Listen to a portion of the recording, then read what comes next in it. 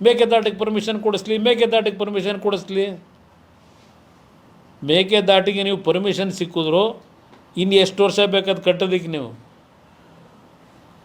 10-15 ವರ್ಷ ತಗೋತೀರಿ. ಅಪ್ಪರ್ ಭದ್ರಾ ಏನಾಯಿತು, 2006ರಲ್ಲಿ ನಾವೇ ಕ್ಲಿಯರೆನ್ಸ್ ಕೊಟ್ಟೆ ನನ್ನ ಕ್ಯಾಬಿನೆಟ್ನಲ್ಲೇ, 20 ವರ್ಷ ಆಯಿತು. ಇನ್ನೂ ಅಪ್ಪರ್ ಭದ್ರಾ ಎತ್ತಿನೊಳ್ಳೆ ನೀವೇ ಹೇಳಿದ್ರಲ್ಲಪ್ಪ 2 ವರ್ಷದಲ್ಲಿ ಕೊಡ್ತೀವಿ ನೀರು ಅಂತ, ಅದು 10 ವರ್ಷ ಆಗೋಯ್ತು.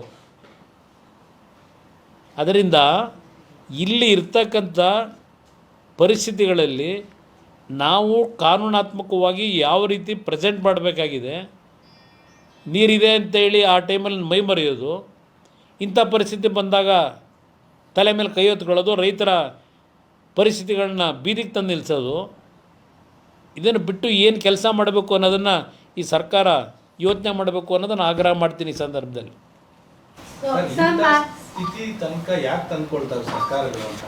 ನಾನು ಅದನ್ನೇ ಹೇಳ್ತಾ ಇರೋದು ಬ್ರದರ್. ಈಗ ಕೇರ್ಲೆಸ್ನೆಸ್, ಈ ಡಿಸ್ಟ್ರೆಸ್ ಫಾರ್ಮುಲಾದು ಸೆಟ್ರೇಟ್ ಮಾಡ್ಕೊಳ್ಳೋದೇ ಇದ್ದರೆ ನೀರಿನ ಕೊರತೆ ಆದಾಗ ಇದು ಪ್ರತಿನಿತ್ಯ ಇರ್ತದೆ. ಯಾವುದೇ ಸರ್ಕಾರ ಇದ್ದರು, ನಾನು ಈ ಸರ್ಕಾರ ಅಂತ ಹೇಳಲ್ಲ, ಯಾವ ಸರ್ಕಾರಗಳು ಮುಂದೆ ಬಂದ್ರೂ ಹಿಂದೆ ಇದ್ದವರು ಇಂಥ ಪರಿಸ್ಥಿತಿ ಬಂದಾಗ ಎಂಬ್ರಾಸಿಂಗ್ ಸಿಚುಯೇಷನ್ ಎದುರಿಸ್ತಕ್ಕಂಥದ್ದು ಅಷ್ಟೇ ಅಲ್ಲ, ಒಂದು ರೀತಿಯಲ್ಲಿ ನಮ್ಮ ರಾಜ್ಯದ ರೈತರ ಬದುಕನ್ನು ನಾವು ಹಾಳು ಮಾಡ್ತಾಯಿದ್ದೀವಿ.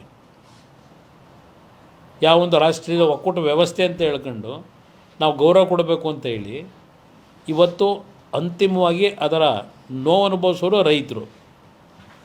ಆಲ್ರೈಟ್ ಕೊಟ್ಟಿದ್ದಾರೆ ತೀರ್ಪನ್ನು ನಾವು ಫಾಲೋ ಮಾಡಬೇಕು, ಆಲ್ರೈಟ್ ಫಾಲೋ ಮಾಡೋಣ.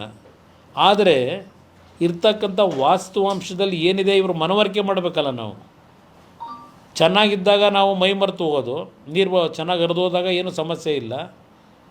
ಇಲ್ಲಿ ಇಂಥ ಪರಿಸ್ಥಿತಿನಲ್ಲಿ ಏನು ಮಾಡಬೇಕು, ಇವತ್ತಿನವರಿಗೆ 2018ರ ಸುಪ್ರೀಂ ಕೋರ್ಟ್ನ ಆದೇಶ ಅಂತಿಮವಾಗಿ ಏನು ಕೊಟ್ಟಿದ್ದಾರೆ ನಮ್ಮ ರಿವ್ಯೂ ಪಿಟಿಷನಿಗೆ, ಅಲ್ಲಿಂದ ಇಲ್ಲಿವರೆಗೆ ಈ ಡಿಸ್ಟ್ರೆಸ್ ಫಾರ್ಮುಲಾದ ಏನು ಸುಪ್ರೀಂ ಕೋರ್ಟು ನಮಗೆ ಡೈರೆಕ್ಷನ್ ಕೊಟ್ಟಿಲ್ಲ, ಇಲ್ಲೂ ಇವರು ತೆಗೆದುಕೊಳ್ಳಿಕ್ಕೆ ಆಯ್ತಿಲ್ಲ 2 ಅಥಾರಿಟಿಗಳು. ಇದನ್ನು ನೀವು ಯಾತಕ್ಕೆ ಪ್ರೆಸಿಪಿಟೇಟ್ ಮಾಡಿ ಈ ವಿಷಯದಲ್ಲಿ ಏನು ಮಾಡಬೇಕು, ಇದಕ್ಕೂ ಒಂದು ಫಾರ್ಮುಲಾ ಬೇಕು ಅಂತಕ್ಕಂಥದ್ದನ್ನು ನಾವು ಡಿಮ್ಯಾಂಡ್ ಇಡಬೇಕಲ್ಲ. ಅದು ನಾನು ಈ ಸರ್ಕಾರ ಏನು ಮಾಡ್ತಿದೆ ಅನ್ನೋದನ್ನು ಕೇಳಲಿಕ್ಕೆ ಬಯಸ್ತಾ ಇರೋದು. ಅದಕ್ಕೆ ಇದು ಆಗಬಾರ್ದು ಅಂತಲೇ ನಾನು ಡಿಮ್ಯಾಂಡ್ ಮಾಡ್ತೇನೆ. ನಾನು ಮೊನ್ನೆನೂ ಹೇಳಿದ್ದೀನಿ ಸರ್ವಪಕ್ಷದ ಸಭೆಯಲ್ಲಿ.